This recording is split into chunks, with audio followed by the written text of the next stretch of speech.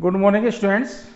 आज हम पढ़ेंगे electric dipole placed in uniform electric field and electric dipole placed in non uniform electric field. और उसके साथ क्या होगा, टॉर्क लगेगा, टोटल फोर्स कितना लगेगा। ये एग्जाम पॉइंट ऑफ व्यू से इंपॉर्टेंट टॉपिक भी है। Torque on A electric dipole when placed in uniform electric field, ये जनरली एग्जाम में क्वेश्चन आता है। तो टॉपिक भी मैं लिख रहा हूँ, electric dipole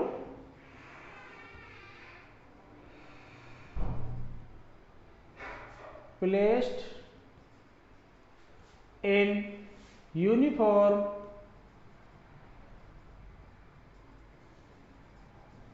electric field. Electric dipole placed in uniform electric field. अब इलेक्ट्रिक डाइपोल भी आपने पढ़ रखा है। यूनिफॉर्म इलेक्ट्रिक फील्ड का मतलब है एक जैसा इलेक्ट्रिक फील्ड, चेंज नहीं है, उसकी मैग्नीट्यूड एक जैसा है। जैसे सपोज किया ये आपका इलेक्ट्रिक फील्ड का डायरेक्शन है, जो मैं यहाँ कैपिटल ये इसका मैग्नीट्यूड है, इस डायरेक्शन यूनिफॉर्म इलेक्ट्रिक फील्ड है। इसमें आपने ए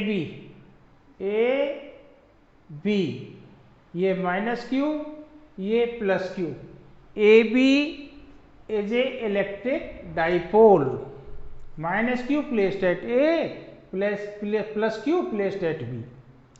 यूनिफॉर्म इलेक्ट्रिक फील्ड में रख दिया। इससे पहले आपने पढ़ रखा है formula F equals to QE। कोई चार्ज है, ई इलेक्ट्रिक फील्ड इंटेंसिटी रखते हैं तो उसमें फोर्स इतना लगता है। अब देखो इस पर फोर्स कितना लगेगा। अब जब भी इलेक्ट्रिक डाइपोल को आप यूनिफॉर्म इलेक्ट्रिक फील्ड में रखोगे तो दो इसमें पॉइंट चार्ज हैं, तो नेचुरली ये फोर्स लगेगा। तो निकाल रहा हूं फोर्स ऑन प्लस क्यू। इसको मैं सिंपली F1 लिख देता हूं। F1 इक्वल टू क्या हो जाएगा, फॉर्मूला ये लगेगा QE, तो क्या हो जाएगा QE इलेक्ट्रिक फील्ड। ये इक्वेशन फर्स्ट। और इसका डायरेक्शन भी दिखाओगे तो ऐसे आएगा, in the direction of the electric field QE ऐसे। A force on minus Q charge, तो इसका फॉर्मूला क्या बनेगा, F2 लिख देता हूं। फॉर्मूला तो यही है QE। अब Q को क्या लिखोगे आप, minus Q E electric field. तो इसमें माइनस साइन क्या बताएगा, वेक्टर फॉर्म में ऐसे जाओगे तो माइनस साइन क्या बता रहा है आपका, E के अपोजिट फोर्स लग रहा है, माइनस चार्ज है इसलिए अपोजिट इस डायरेक्शन में। तो इससे फोर्स लगेगा QE इधर, तो दोनों इक्वल एंड अपोजिट फोर्स हो गए। तो नेट फोर्स कितना हो गया, ये QE इधर, ये QE इधर, both force are equal and opposite. ये सेकंड इक्वेशन। तो नेट फोर्स कितना होगा, नेट फोर्स वेक्टर एडिशन होगा। तो नेट फोर्स कैसे निकलेगा, न्यूमेरिकल वैल्यू लिखोगे तो नेट फोर्स कितना आएगा, वेक्टरली तो ऐसे होगा F magnitude plus F vector plus 2 vector. अब हमने पढ़ा है इक्वल एंड अपोजिट 180 डिग्री से फोर्स लगता है, तो उसमें पेलुगम लो तो माइनस हो जाती है, न्यूमेरिकल वैल्यू माइनस हो जाती है। तो इसमें हो जाएगा प्लस QE माइनस QE, ये plus QE minus QE numerical value, तो फाइनल आंसर 0। तो ध्यान रखना, ये कभी कभी 2 मार्क्स में आई हुए क्वेश्चन है, आपके बोर्ड एग्जाम की बात कर रहा हूं। नेट फोर्स कितना हो गया, 0। इट मीन्स ट्रांसलेटरी फोर्स 0 है। When electric dipole placed in a uniform electric field, then translatory force act on it, net translatory force act on it is 0। Translatory force का मीनिंग इस तरह से motion नहीं करेगा, ये इस तरह से मूव नहीं करेगा, ये इक्वल एंड अपोजिट फोर्स हो गया, नेट फोर्स 0 हो गया। तो there is no translatory motion in a electric dipole when placed in uniform electric field. तो ये 1 मार्क्स का क्वेश्चन है, ट्रांसलेटरी मोशन होगा, नेट फोर्स कितना है, ऐसे थोड़ा चेंज करके लैंग्वेज क्वेश्चन पूछ लेते हैं। तो net force, net translatory force इस पे कितना होगा, 0। There is no translatory motion, कोई ट्रांसलेटरी मोशन नहीं होगा।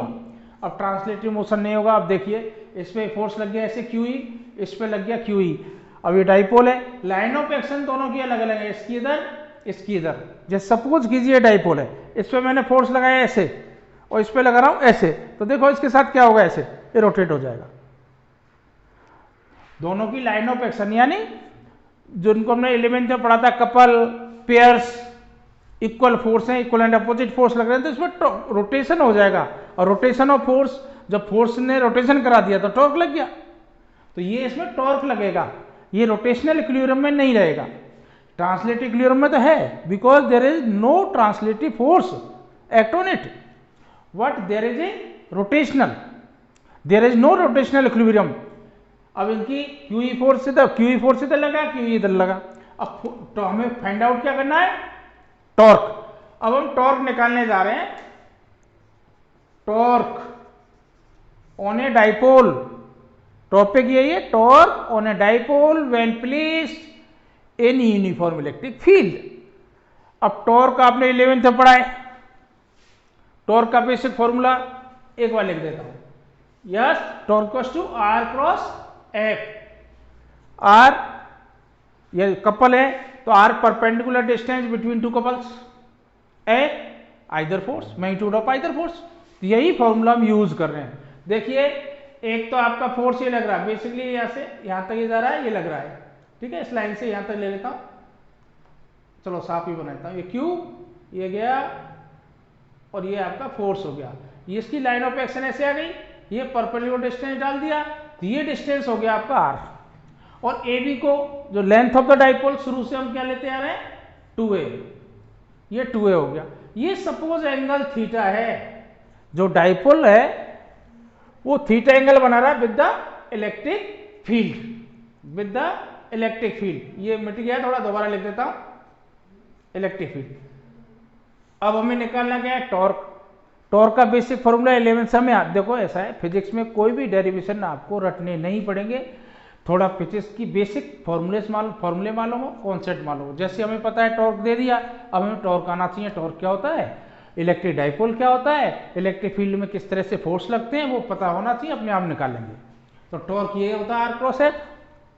R ये डिस्टेंस बिटवीन टू कपल्स, ये डिस्टेंस हो गई R, और जो भी जैसे A B, इसका नाम सपोज N लिख देता हूं, तो ये BN आपका R हो गया। ये सपोज एंगल थीटा है, सपोज ये एंगल थीटा है, तो F कितना हो गया, QE, यही तो है टॉर्क, परपेंडिकुलर डिस्टेंस बिटवीन। अब ये हमें R अपनी मर्जी से लिया हुआ, ये हमें निकालना पड़ेगा इसमें। तो देखिए इसके निकालने की फॉर्मूला अपने माइंड में ले आए, तो इसके लिए पहले हम निकालेंगे इस ट्रायंगल में sine theta perpendicular upon hypotenuse R upon 2A। तो R की वैल्यू यहां से क्या आ गई, 2A साइन थीटा, और F आपको ऑलरेडी मालूम है, F इक्वल्स टू क्या है, QE, F equals to QE। अब इसमें रख दो इस फॉर्मूले में, तो ये टॉर्क इक्वल्स टू क्या हो जाएगा, R 2A साइन थीटा, और F हो गया QE। अब थोड़ा इसको रीअरेंज कर देते हैं, तो ये टॉर्क का मैग्नीट्यूड निकल के आ गया, Q इंटू 2A एक साथ, E ये साइन थीटा। बस टॉर्क का डेरिवेशन इतना सा है, छोटा सा। तो torque Q into 2A, yes, P dipole moment, ये E साइन थीटा, ये आपका मैग्नीट्यूड ऑफ टॉर्क आ गया। अब इसको वेक्टर फॉर्म में लिखते हैं, तो हम ऐसे लिखते हैं, torque equals to P cross E। P भी वेक्टर क्वांटिटी है, इलेक्ट्रिक फील्ड भी वेक्टर क्वांटिटी है, टॉर्क भी वेक्टर क्वांटिटी है, तो ये क्रॉस प्रोडक्ट हो गया P क्रॉस E, ये वेक्टर फॉर्म हो गई, torque equals to P sine theta. अब टॉर्क का जो डायरेक्शन है, P और E दोनों के परपेंडिकुलर होगा, ये हमने 11th में पढ़ा, A cross B equals to AB sine theta n cap. तो ए क्रॉस बी का डायरेक्शन क्या होता है, ए और बी दोनों के परपेंडिकुलर होता है, तो इसी प्रकार P और E का क्रॉस प्रोडक्ट है टॉर्क, तो टॉर्क P और E के परपेंडिकुलर होगा। ये 11th क्लास से हम बोल रहे हैं, 11th क्लास में हम पढ़ के आ चुके हैं। ये आपका टॉर्क का फॉर्मूला निकल के आ गया। अब इसके केसेज है, थोड़ा यहां रब कर रहा हूं। अब टॉर्क ये P साइन थीटा लेके इसमें केस बता रहा हूं, इसको मिटा देता हूं। अपना फॉर्मूला टॉर्क का क्या निकल गया, torque equals to PE sine theta. अब इस फॉर्मूले को लर्न कर लेना, P electric dipole moment, E electric field intensity, theta angle, जब कोई डाइपोल को रखते हो तो कितना एंगल बना रहा है इलेक्ट्रिक फील्ड से, यानी angle between P and D है। पी डाइपोल मोमेंट और ई इलेक्ट्रिक फील्ड इंटेंसिटी के बिटवीन एंगल है। तो torque equals to P sine theta formula हो गया। और इसमें पहला केस एक थीटा इक्वल्स टू 0, थीटा 0 है। अब थीटा 0 का मतलब समझते हैं हम। सपोज इलेक्ट्रिक फील्ड ई इधर, थीटा 0 का मतलब angle between P and D is 0। तो ई का डायरेक्शन ऐसे, हम डाइपोल मोमेंट का डायरेक्शन जानते हैं किधर होता है, -q2 + q। ये p का डायरेक्शन हो गया। तो p और e पैरेलल हो गए तो थीटा 0 हो गया। ये कंडीशन बन गई p और e। तो थीटा 0 या रखो, साइन 0 कितना हो जाएगा, यस 0।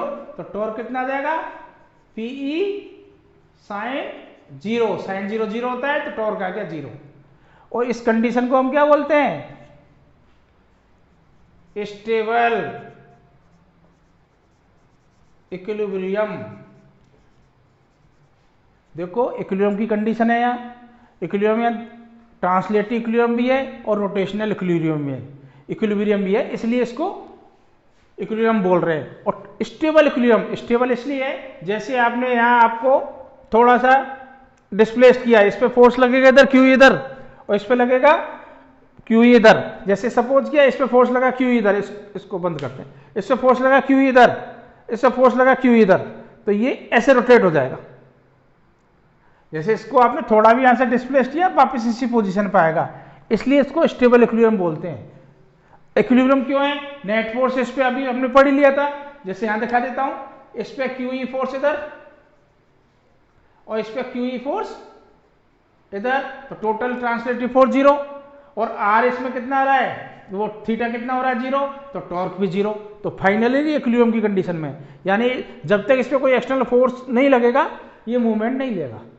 इसको थोड़ा सा डिस्प्लेस करोगे ऐसे तो वापस अपनी पोजीशन पर आ जाएगा, इसलिए स्टेबल इक्विलिब्रियम की कंडीशन बोलते हैं। याद भी रखना थीटा 0, थीटा 0 का मतलब angle between P and D, angle between electric dipole and electric field intensity is 0। वो इक्विलिब्रियम, वो कंडीशन स्टेबल इक्विलिब्रियम की है, उस समय टॉर्क 0 होगा। अब नेक्स्ट कंडीशन दूसरी देखिए, सेकेंड कंडीशन इसकी, इफ थीटा 180, थीटा 180 का मतलब angle between P and D is 180 degree. तो देखिए ये इलेक्ट्रिक फील्ड का डायरेक्शन इधर है, ये -q, ये +q, ये -q और +q। अगर ऐसे लोगे तो डाइपोल मोमेंट का डायरेक्शन p का इधर और e का भी इधर, तो थीटा 180 नहीं हुआ। तो इसको इधर कर दो, ये -q, ये +q। अब देखो p हमेशा किधर होता है, negative charge to positive charge, तो p का डायरेक्शन इधर हो गया अपोजिट टू e, तो थीटा 180 आ गया। अब टॉर्क निकालो, तो torque equals to PE sine 180 degree. अब साइन 180 डिग्री कितना होता है, sine 180 degree equals to also 0, then torque will be 0। तो this is also condition of equilibrium. इस पे देखिए QE, इस पे फोर्स लगेगा ऐसे QE और इस पे लगेगा ऐसे QE। पॉजिटिव चार्ज पर हमेशा in the direction of electric field force लगेगा, इस पे ऐसे, तो कैंसिल कर लेंगे और टॉर्क यहाँ 0। इक्विलिब्रियम की कंडीशन है। लेकिन इसमें टेक्निकल देखो, अनस्टेबल इक्विलिब्रियम है, पहले लिख देता हूं, ये अनस्टेबल है, फिर आपको बताता हूं अनस्टेबल क्यों है। This is the unstable equilibrium, unstable equilibrium. ध्यान रखना, ये दोनों पॉइंट बता रहा हूं आपको, स्टेबल इक्विलिब्रियम, अनस्टेबल इक्विलिब्रियम। इसके बाद और भी आएंगे पोटेंशियल एनर्जी वगैरह निकालने के, और एग्जाम में इनसे रिलेटेड क्वेश्चन आते हैं 1 मार्क्स के, तो आपको ये रटने नहीं है, आपको समझ में आना चाहिए कॉन्सेप्ट ये स्टेबल अनस्टेबल इक्विलिब्रियम। अब देखिए इलेक्ट्रिक फील्ड ऐसे ले रहा हूं, ये आपका पॉजिटिव चार्ज है, नेगेटिव चार्ज है, तो ये हमने ऐसे खड़ा कर दिया ऐसे। ये कौन सा चार्ज है, इलेक्ट्रिक फील्ड इधर है मेरी तरफ, इलेक्ट्रिक फील्ड का डायरेक्शन, और ये नेगेटिव चार्ज है, पॉजिटिव चार्ज है। तो P का डायरेक्शन किधर हो गया, जस्ट अपोजिट हो गया 180 डिग्री। अब इसको मैंने थोड़ा डिस्प्लेस्ड किया, अब पॉजिटिव चार्ज ही रहा, तो इस पर फोर्स किधर लगेगा, मेरी तरफ ऐसे, इस पर किधर लगेगा उधर, तो डिस्प्लेस्ड होकर कैसे आ जाएगा, ऐसे। यानी इस कंडीशन में जैसे पॉजिटिव चार्ज, ये नेगेटिव, ये कैप वाला पॉजिटिव चार्ज, इसको आपने ऐसे डिस्प्लेस किया तो इस पे फोर्स लगेगा ऐसे, इस पे लगेगा ऐसे, +q है, इलेक्ट्रिक फील्ड के डायरेक्शन में फोर्स लगेगा। तो डिस्प्लेस्ड होके ऐसे आ जाएगा इस पोजीशन पे, इसलिए इसको बोलते हैं अनस्टेबल। इसमें थोड़ा भी आपने एक बार डिस्टर्ब कर दिया तो पूरा रोटेट होके इस कंडीशन में आ जाता है, इसलिए इसको बोला जाता है अनस्टेबल। और इसमें आप डिस्प्लेस करते हो स्टेबल वाली कंडीशन में वापस नहीं आता है, इसलिए ये स्टेबल कंडीशन है, ये अनस्टेबल है। अब एक इसमें कंडीशन और है, एक कंडीशन इसमें क्या है, पहले इसको रब करता हूं, थीटा 90, एक थीटा 90 डिग्री, थर्ड कंडीशन। चलो ऐसे नंबर दिए, थीटा 90 डिग्री, इसका मीनिंग है इलेक्ट्रिक फील्ड ऐसे, और ये आपका minus Q plus Q electric dipole ऐसे 90 डिग्री। तो देखिए टॉर्क निकालिए, पीई साइन थीटा की जगह क्या लिख दिया 90, साइन 90 क्या होता है 1, तो ये हो गया PE sine 91। This is the maximum torque. Sine की मैक्सिमम वैल्यू 1 होती है, अगर पी और ई फिक्स है तो मैक्सिमम टॉर्क लगेगा परपेंडिकुलर कंडीशन पे, इसको रख देंगे जब ये टॉर्क मैक्सिमम होगा पीई। तो इसमें ध्यान रखना, जब यूनिफॉर्म इलेक्ट्रिक फील्ड में रखते हैं तो there is no translative force act on it, कोई ट्रांसलेटिव मोशन नहीं होगा। लेकिन जब किसी एंगल्स पे रखा है, जब थीटा 0 नहीं है, समथिंग एंगल पे, तो टॉर्क इस पे लगेगा, फिर रोटेशन होगा। ठीक है, अब इसकी एक कंडीशन और है, व्हेन, ये तो यूनिफॉर्म इलेक्ट्रिक फील्ड में था, अब सपोज इलेक्ट्रिक डाइपोल को प्लेस कर दिया non uniform electric field, electric dipole placed in non uniform electric field, non uniform में रख दिया, अब क्या होगा, तो देखिए नॉन यूनिफॉर्म का मतलब है या तो ई की वैल्यू इधर डिक्रीज हो रही है, इंक्रीज हो रही है, चेंजेबल है, फिक्स नहीं है। ये आपका डाइपोल हुआ माइनस क्यू प्लस क्यू, तो इस पे अब सपोज कीजिए यहाँ इलेक्ट्रिक फील्ड इंटेंसिटी E1 है और यहाँ पर E2 है, तो इससे फोर्स कितना लगा, फोर्स ऑन प्लस क्यू, इसको नाम लिख दिया आपने F1, कितना हुआ QE1 in the direction of the electric field,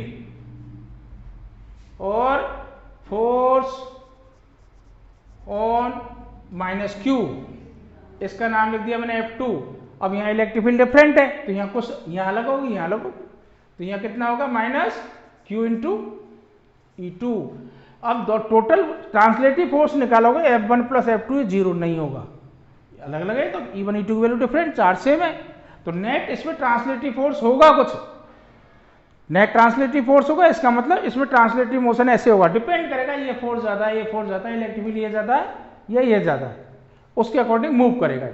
जैसे कंडीशन ले लीजिए, ये आपका इलेक्ट्रिक फील्ड, ये आपका डाइपोल माइनस क्यू, ये प्लस क्यू, कौन सी कंडीशन है, स्टेबल इक्विलिब्रियम। अब इस पर जो फोर्स लग रहा है ऐसे QE1, और इससे फोर्स लग रहा है इलेक्ट्रिक फील्ड के डायरेक्शन में लगेगा QE2। अगर E2 की वैल्यू ज्यादा है, यानी इलेक्ट्रिक फील्ड इधर इंक्रीज हो रहा है, तो ये डाइपोल ऐसे मूव करेगा, अगर ये वैल्यू ज्यादा है तो डाइपोल ऐसे मूव करेगा। आगे समझ में, अगर नॉन यूनिफॉर्म इलेक्ट्रिक फील्ड में रख दोगे इलेक्ट्रिक डाइपोल को, तो इसका ट्रांसलेटरी मोशन भी होगा। एक इसमें नॉन यूनिफॉर्म में रख दिया, टॉर्क भी लगेगा कि फोर्स लग रहे हैं, कपल तो लग रहे हैं, कपल इक्वल नहीं है, अनइक्वल फोर्स लग रहे हैं। तो इसमें जो टॉर्क का फॉर्मूला आपका पहले निकला था P, जैसे ये निकला था आपका टॉर्क का फॉर्मूला PE साइन थीटा, अब इसको वेक्टर फॉर्म में आप लिख देते हो तो हो जाएगा P क्रॉस E, ये टॉर्क, ये वेक्टर फॉर्म है। तो सिमिलरली यहाँ टॉर्क का फॉर्मूला क्या होगा, टॉर्क वेक्टर फॉर्म में लिख रहा हूं P into cross product E, और ये R पोजीशन पे, ये वेरिएबल है, चेंजेबल है, तो P क्रॉस ER, ये इसका टॉर्क होगा, और नेट फोर्स इसमें 0 नहीं होगा, समथिंग नेट फोर्स होगा, डिपेंड करेगा। तो नेट फोर्स ये निकालना चाहोगे तो ऐसे निकाल देना, net force equals to QE1 minus QE2, वो डिपेंड करेगा E1 E2 में से कौन सा बड़ा है, उसके अकॉर्डिंग नेट फोर्स लग जाएगा, और टॉर्क ही लगेगा। When electric dipole placed in non uniform electric field, तो उसमें ट्रांसलेटरी मोशन भी होगा और टॉर्क भी लगेगा, दोनों अप्लाई होंगे इस पर।